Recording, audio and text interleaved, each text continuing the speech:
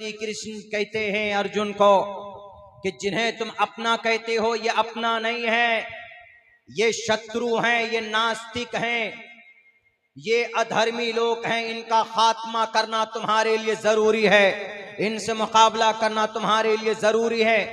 अर्जुन को कौन कह रहे हैं? विष्णु के 8वें अवतार श्री कृष्ण जी। मेरे हिंदू भाइयों को शायद ये मंत्र तो याद होगा, श्रीमद् भगवद गीता में ही ये बात कही गई, यदा यदा ही धर्मस्य ग्लानिर्भवति भारत अभ्युत्थानम धर्मस्य तदात्मानं सृजामहे, कि जब जब जमीन के ऊपर जुल्म सितम का बाजार गर्म होता है तो आसमान से इंसानी रूप धारण करके परमात्मा जन्म लेता है और फिर परमात्मा आता है, अवतार लेता है और फिर उस बुराई का खात्मा करता है। श्री कृष्ण जी कहते हैं अर्जुन को, पहले यहां तो जो पहला मंत्र है इसमें पांडवों और कौरवों के बीच में लड़ाई थी। किसकी लड़ाई थी? शत्रु की लड़ाई थी। एक तरफ धर्म की लड़ाई थी और एक तरफ अधर्मी लोग थे। कौरव अधर्मी बन चुके थे और पांडव धर्मी लोग थे, धार्मिक लोग थे। तो श्री कृष्ण जी अर्जुन के अब्बा धृतराष्ट्र पूछता है संजीव से कि बताओ जरा कि रणभूमि में मेरे बेटों का क्या हाल है, कौन जीत रहा है, कौन हार रहा है, जरा बताओ। तो इसी श्रीमद् भगवद गीता के पहले अध्याय के लास्ट का जो मंत्र है आखिर का, उसमें कहा गया कुतस्तुवा कश्मलिदम विस्मय समुपस्थितम अनार्य जुष्टम कीर्ति कर्म जुनाह। संजीव कहता है अर्जुन के अब्बा से, क्या आपको मालूम है आपके बेटे अर्जुन ने हथियार डाल दिए कौरवों के सामने में। अर्जुन बहादुर था, टीपू सुल्तान की तरह। अर्जुन कोई डरपोक नहीं था, 5 ही भाई थे इसलिए पांडु कहा गया उनको। तो उन्होंने कहा कि आपके बेटे ने कहा क्यों? कहा इसलिए कि सामने जो कौरव हैं वो भी उन्हीं के भाई हैं, सामने उनका गुरु है जिन्होंने तीर चलाना सिखाया था, सामने उनके उस्ताद हैं, सामने उनके फुफेरे भाई हैं, उनका फूफा है, उनका चचा है। अपनों के सामने कौन लड़ाई करता है? तो उसके बाद कहा कि नहीं वो अधर्मी है।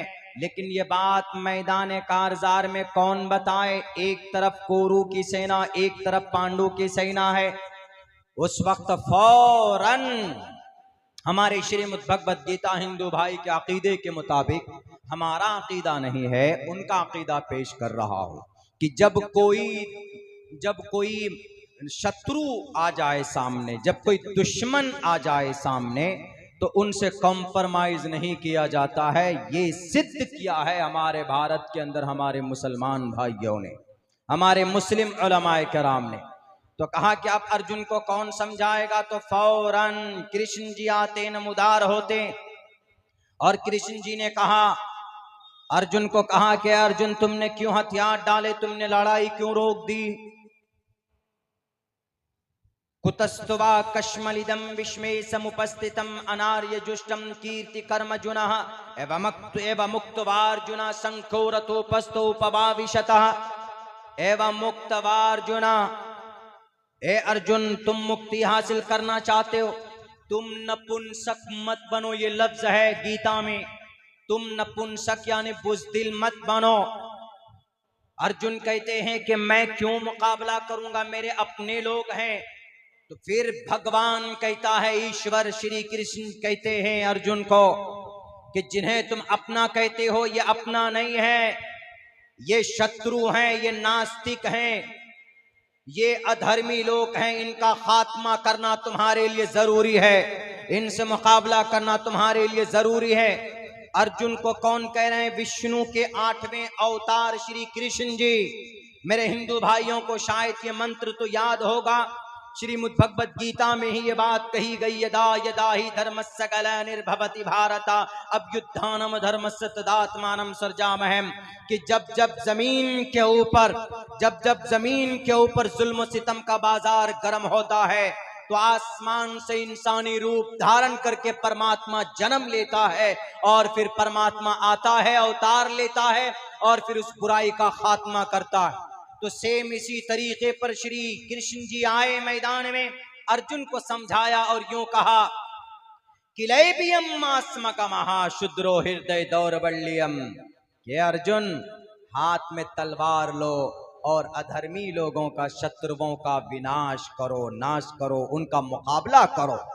तो पता ये चला कभी कभी लड़ाई करना बहुत जरूरी हो जाता है, कभी कभी शत्रु सामने आ जाए तो उनका मुकाबला करना जरूरी हो जाता है। जैसे भारत के सामने चाइना खड़ा हो जाए तो लड़ाई